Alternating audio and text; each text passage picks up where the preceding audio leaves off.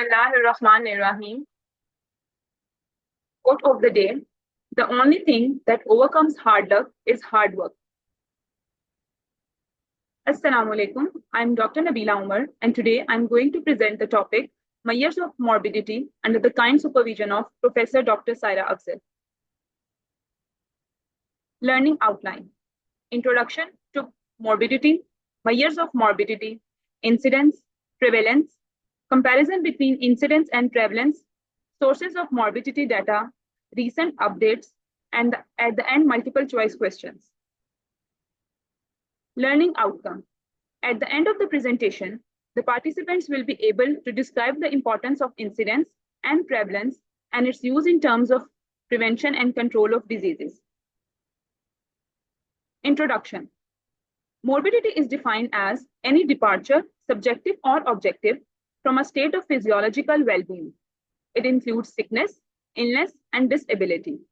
Morbidity is measured in 3 units, which includes frequency, duration, and severity. Frequency includes incidence and prevalence. Duration includes the disability rate, and severity includes the case fatality rate. Morbidity measured in 3 units, which includes the frequency, duration, and severity. Uses of morbidity data. It describes the disease load in the community and assists in establishment of priorities. It provides more comprehensive, accurate, and clinically relevant data essential for basic research. It is helpful in monitoring and evaluation of disease control and prevention activities. Now, what is incidence? Incidence is defined as the number of new cases occurring in a defined population during a specified period of time. This is the formula for the incidence rate. The numerator includes the number of new cases of a specific disease given during a given time period, while it is divided by the denominator, population at risk during that period, and it is multiplied by 1,000. Incident rate refers to only the new cases which are present only during a given period of time.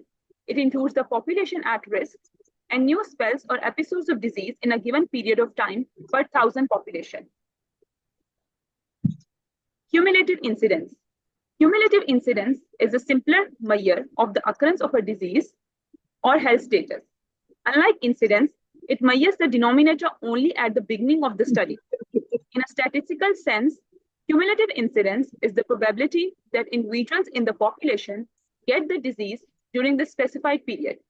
The formula includes number of people who get a disease during a specified period divided by number of people free of the disease in the population at risk at the beginning of that period, multiplied by 1,000.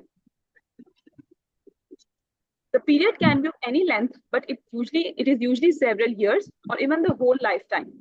The cumulative incidence rate, therefore, is similar to the risk of death concept used in the life table calculations. The simplicity of cumulative incidence rates makes them useful when communicating health information to the general public.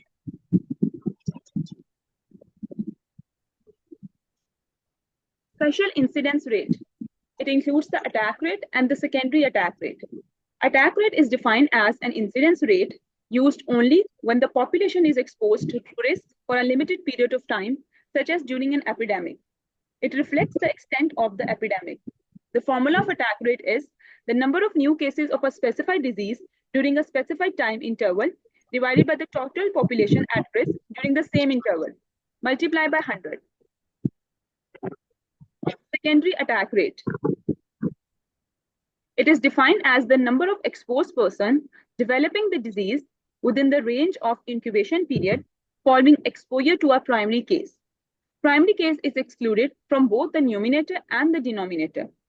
Limitation of secondary attack rate is it is useful only for the disease with short incubation period, not possible to identify the susceptible cases.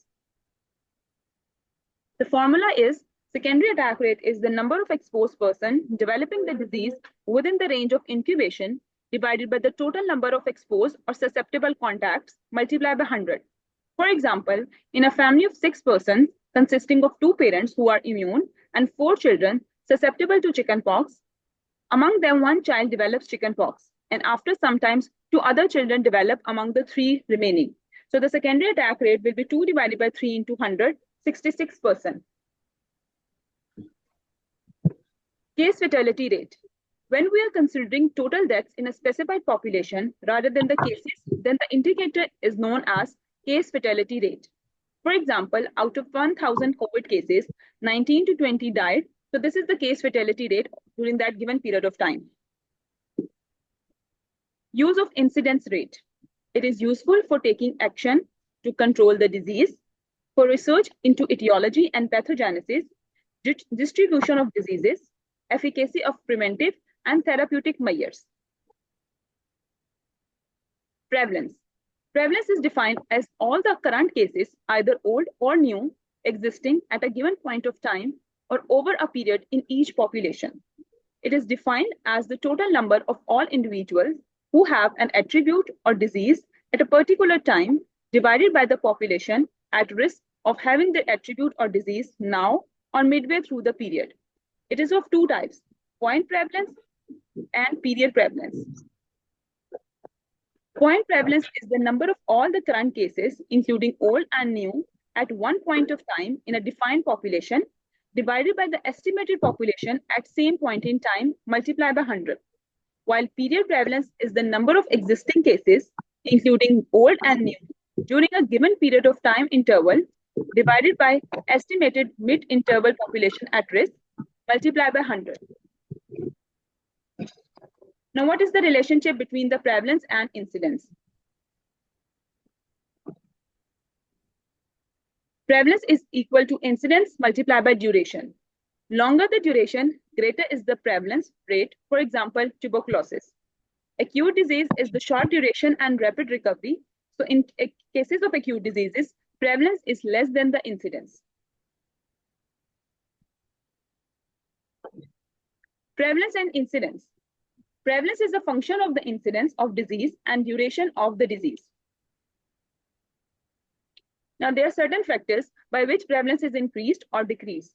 Prevalence is increased by the longer duration of the disease, prolongation of life of patients without cure, increases in the new cases, in migration of the cases, out migration of healthy people, in migration of susceptible people, and improved diagnostic facilities.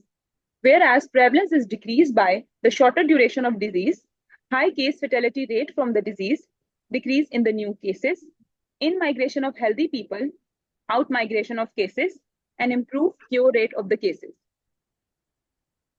What are the uses of prevalence? It helps to estimate the magnitude of health problem or the disease in the community. It identifies the potential high-risk population, and it is useful for administrative and planning purposes. Comparative factors affecting prevalence rates.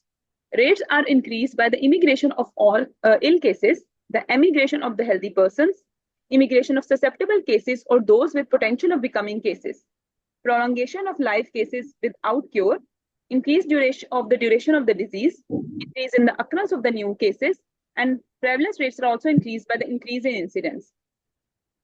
While the prevalence rates are decreased by the immigration of the healthy person, emigration of ill cases, improved cure rates of the cases, increased death rates from diseases, the decrease in the occurrence of new cases, and the rates are decreased by the shorter duration of the disease and the death of the person. Sources of the morbidity statistics: clinical and hospital, managed care, registries, vital statistics, surveys, disease reporting, insurance and pre and paid medicine care plans, and absenteeism records. Use of morbidity data. Describe the disease load in the community and assist in establishment of priorities. It helps in providing more comprehensive and clinically relevant data essential for basic research. It helps in monitoring and evaluation of disease control and prevention activities.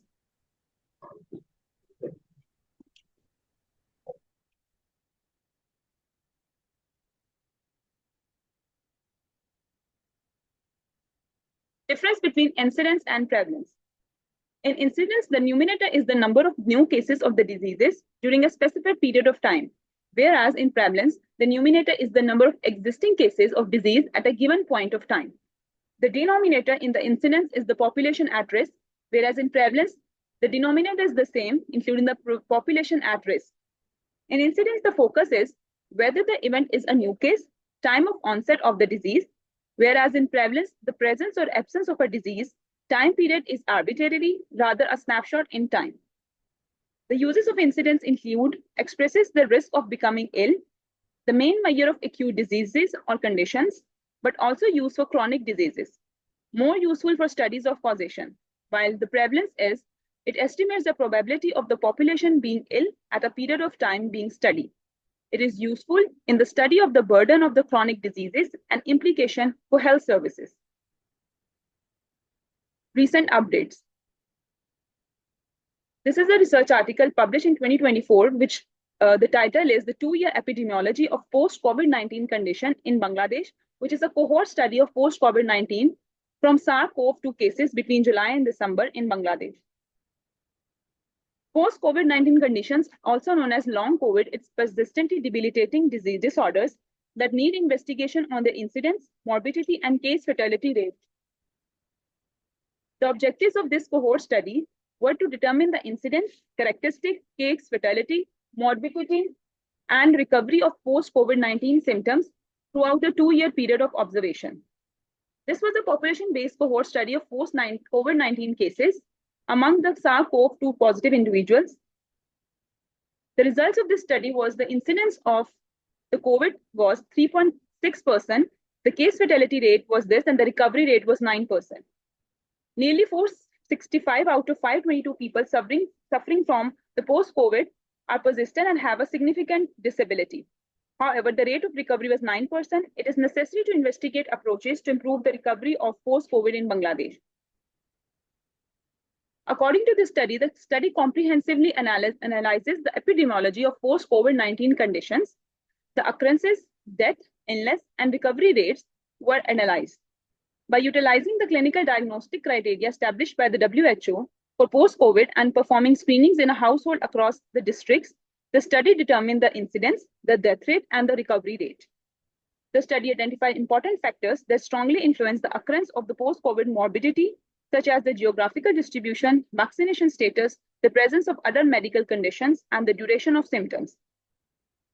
The groundbreaking study proves the first comprehensive investigation into the effects of post-COVID, highlights the urgent need for continuous monitoring of the patients over time, and additional research to improve recovery methods. There is another research article published, which the topic is the trends in the incidence, prevalence, and mortality of non-communicable diseases.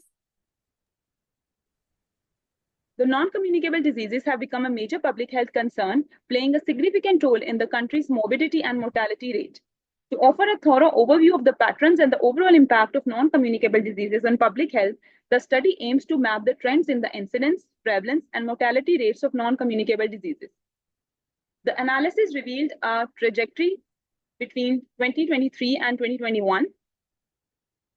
There was a slight increase with a notable decline in chronic respiratory diseases and a significant rise in neoplasm. This global burden disease study highlights the progress in reducing the non-communicable disease mortality in Iraq, especially among younger people.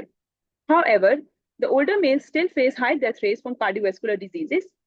Rising cases of cancer, diabetes, and kidney diseases signal the need for targeted interventions. Continued focus on risk factors and healthcare access is essential. Multiple choice questions. Number 1, a city has a population of 60,000 people.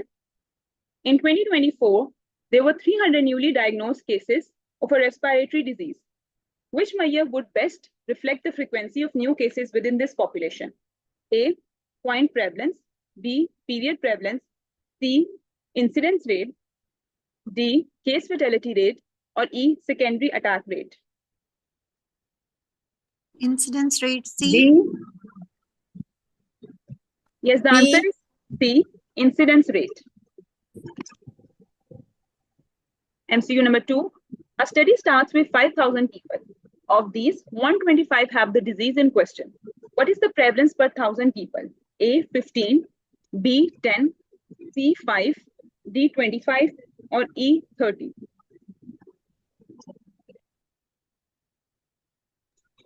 Ten. 25 delta. Delta. Yes, the answer is delta 25. This is the solution. Prevalence per 1,000 people is 125 divided by 5,000 multiplied by 1,000. The answer is 25. MCQ number 3. During an outbreak in a village, 30 residents developed symptoms within 10 days after a primary case was identified. There were 50 people in close contact with the primary case. What is the secondary attack rate of the disease in this scenario? A, 20%, B, 30%, C, 50%, D, 60%, or E, 75%? D. A. The answer is D, 60%. Delta. This is how the answer is obtained. The secondary attack rate is calculated by dividing the number of new cases that arise among the contacts by the total number of susceptible contacts multiplied by 100. In this case, 30 out of 49 people who were in contact with the primary case developed symptoms. So the answer was 61%. So the nearest answer was D, 60%. MCQ number 4. A public health researcher wants to understand the burden of diabetes in a city, including both the old and new cases over a 1-year period. Which measure of morbidity should the researcher use? A, period prevalence, B, point prevalence, C, incidence rate, D, case fatality rate, or E, secondary attack rate? A. A point period. A. Yes, the answer is A, period prevalence. MCQ number 5. During a monsoon season, a refugee camp housing 5,000 individuals experienced an outbreak of acute watery diarrhea. Within 5 days, 400 individuals reported symptoms and were confirmed to have cholera through laboratory testing. Which of the following best represents the most appropriate epidemiological measure in this scenario? A, point prevalence, B, attack rate, C, incidence rate, D, case fatality rate, or E, secondary attack rate? B. B. Attack rate. B. Yes, the answer is B, attack rate. MCQ number 6. In a population of 1,000, measles coverage is 60%. One child goes out of station and comes back with measles from whom 20 more children get measles. Secondary attack rate of measles is A, 0.65%, B, 5%, C, 6%, D, 6.5%, or E, 7%.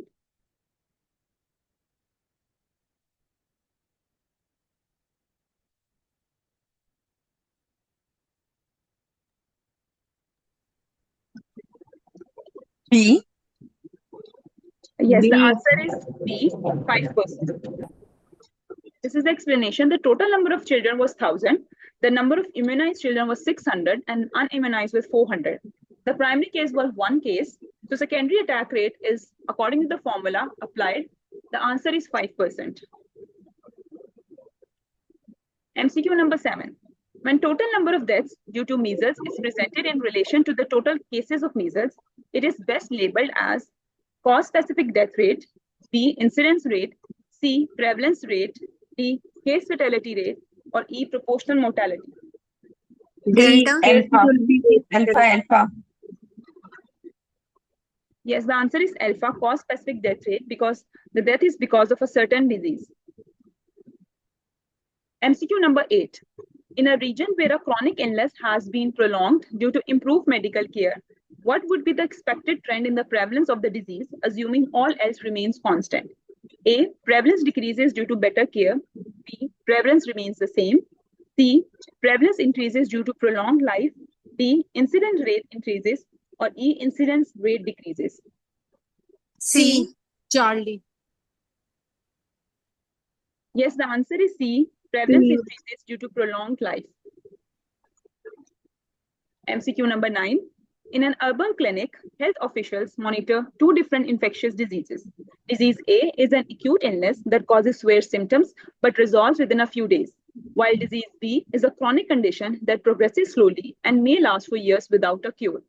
Surveillance data show that disease A has a higher number of new cases weekly, whereas disease B has a few newer cases but a large number of individuals currently living with the disease. What will be the prevalence be? A, very high due to rapid spread, B, moderate, C, unaffected, D, low due to short duration, or E, equal to incidence? E. D. Yes, the answer is D, low due to short duration. MCQ number 10. A rural community is experiencing a moderate burden of diabetes.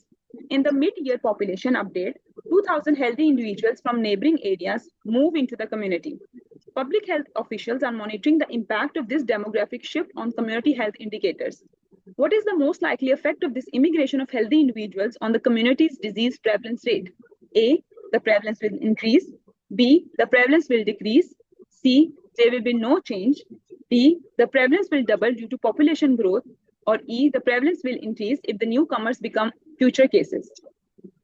Beta. B. C. C. The answer is B, the prevalence will decrease.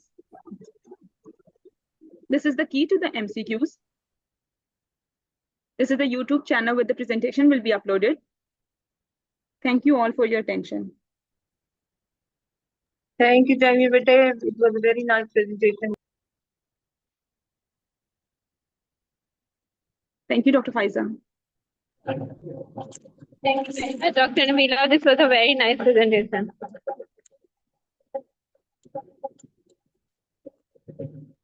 Thank you, Dr. Fatma.